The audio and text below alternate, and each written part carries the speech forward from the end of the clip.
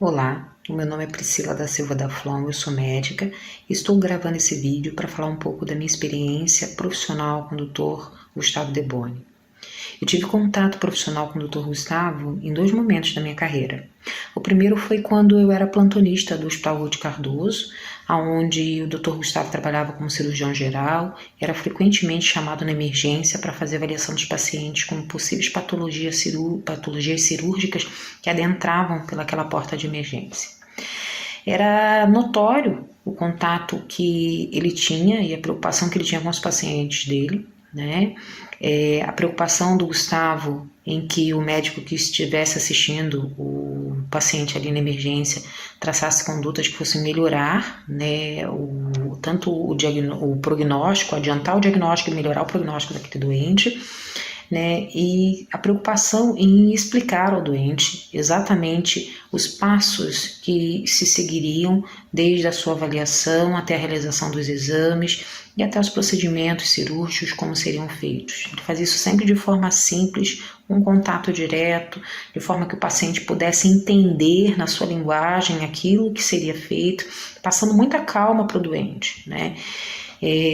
Nunca vi o Dr. Gustavo tomando nenhuma atitude, nenhuma conduta que o desabonasse como médico, muito pelo contrário, as vezes que eu vi o Gustavo brigando sempre foram pelo seu paciente, e não tem coisa que um médico goste mais em outro médico do que vê-lo brigando pelo doente, né? Acho que isso é algo que nos orgulha como classe, nos orgulha como profissional quando nós vemos algum colega brigando pelo seu doente, porque esse é o papel do médico.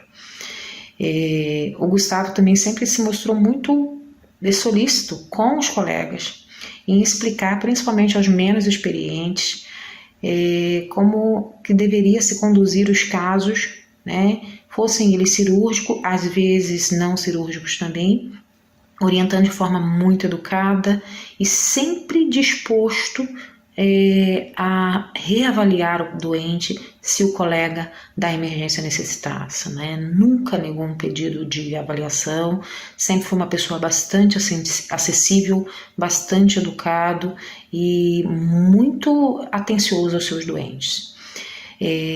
Já na Secretaria de Saúde, quando eu tive um novo contato, eu como responsável técnica da Secretaria de Saúde, o Gustavo como responsável pela emergência do Hospital Marieta, nós solicitamos, né, ajuda a uma consultoria do Dr. Gustavo no início da pandemia.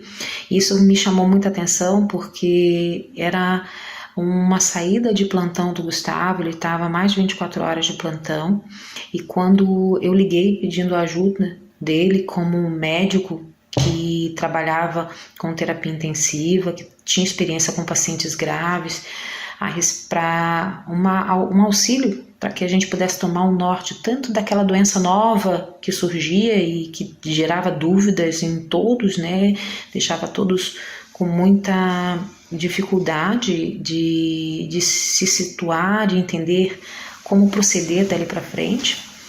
E o Gustavo se dispôs a sair do plantão dele no período noturno e, após um plantão cansativo, se dirigiu à secretaria para que a gente pudesse conversar e adquirir e somar conhecimentos para poder formular um plano de ação para o fluxo do atendimento do paciente COVID no nosso município.